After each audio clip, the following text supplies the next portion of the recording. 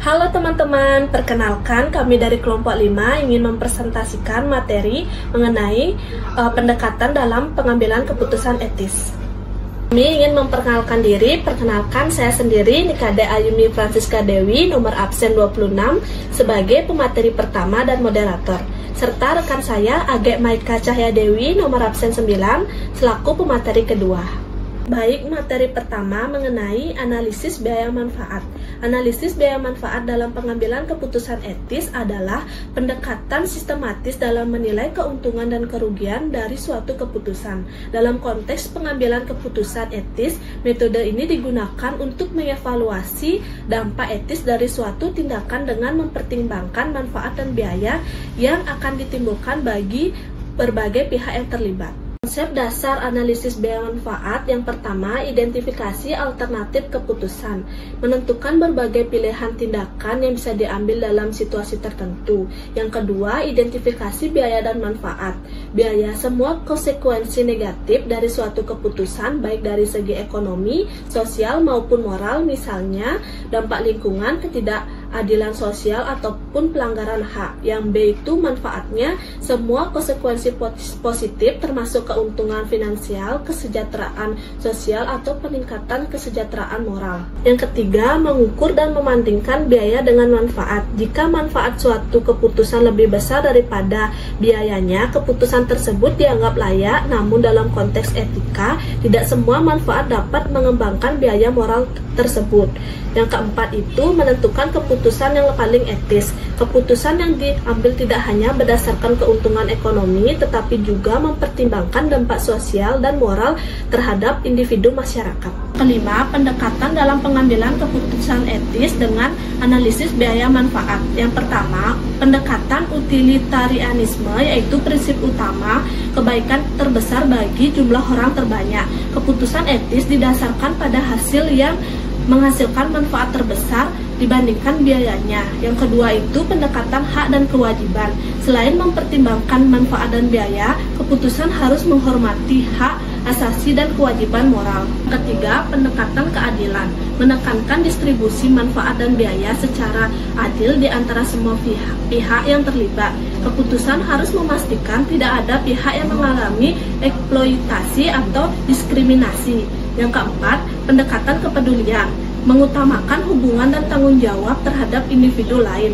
Keputusan etis mempertimbangkan dampaknya terhadap kesejahteraan dan perasaan orang lain, bukan sekedar angka dan analisis biaya manfaat. Analisis biaya manfaat dapat digunakan untuk yang pertama, menentukan proyek apa yang harus dilakukan.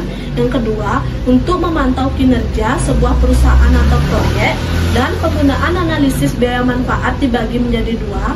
Yang pertama itu organisasi sektor swasta. Yang A, dukungan untuk subsidi pemerintah, hibah atau tarif. Yang B, perkiraan dampak pencemaran terhadap masyarakat. Yang C, penilaian waktu karyawan yang dihabiskan untuk kegiatan publik, evaluasi alokasi.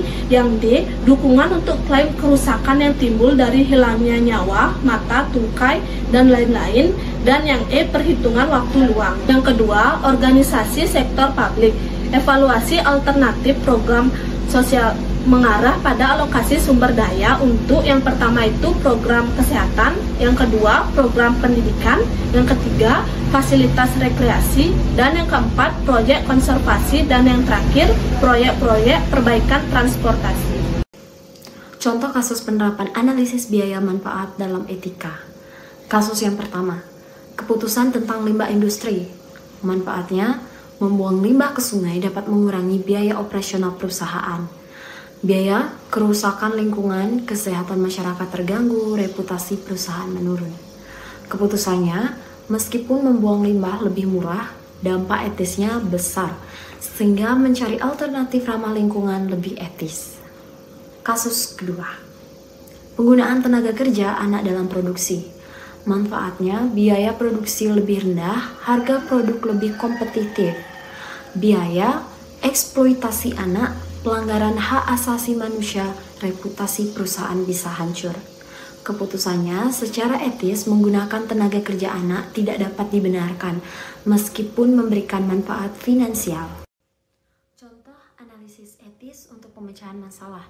Berikut adalah 3 contoh analisis etis untuk pemecahan masalah pada pendekatan dalam pengambilan keputusan etis, menggunakan berbagai pendekatan dalam etika.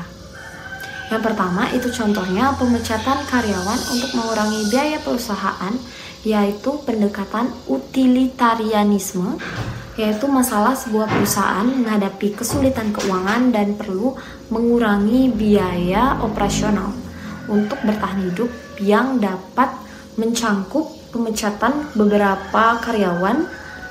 Pendekatan utilitarianisme prinsipnya yaitu tindakan yang etis adalah yang menghasilkan kebahagiaan atau manfaat terbesar bagi jumlah orang terbesar. Analisis ini meskipun pemecatan akan menyebabkan penderitaan bagi karyawan yang kehilangan pekerjaan, jika keputusan ini memungkinkan perusahaan tetap beroperasi, lebih banyak karyawan lain dapat tetap bekerja, dan perusahaan akan tetap bertahan lebih lama dalam jangka waktu panjang, dan keputusan ini dapat menguntungkan lebih banyak orang, seperti karyawan yang tetap bekerja, pemegang saham, pelanggan, dan lain-lain, daripada kerugian yang dialami oleh karyawan yang dipecat. Nah, keputusan etis yaitu pemecatan bisa dianggap etis menurut utilitarianisme jika manfaat bagi sebagian besar orang lebih besar daripada penderitaan yang ditimbulkan. Yang kedua, penggunaan data pribadi, penggunaan untuk tujuan pemasaran, atau pendekatan deontologi.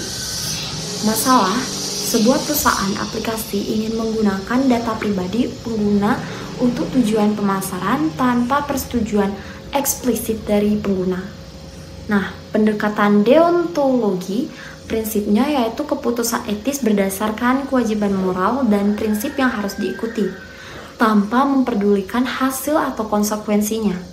Nah, analisis dari perspektif deontologi, perusahaan memiliki kewajiban moral untuk menghormati privasi pengguna dan memperoleh persetujuan mereka sebelum menggunakan data pribadi untuk tujuan lain. Menggunakan data tanpa persetujuan jelas bertentangan dengan prinsip moral tentang menghormati otonomi individu dan privasi.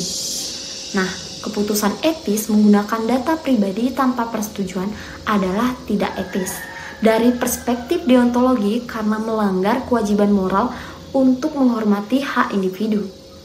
Penyalahgunaan wewenang adalah pemimpin untuk keuntungan pribadi atau pendekatan etika kebajikan. Masalah yaitu seorang pemimpin perusahaan menggunakan wewenangnya untuk mendapatkan keuntungan pribadi, seperti menerima hadiah atau uang dari pemasok untuk mempercepat kontrak.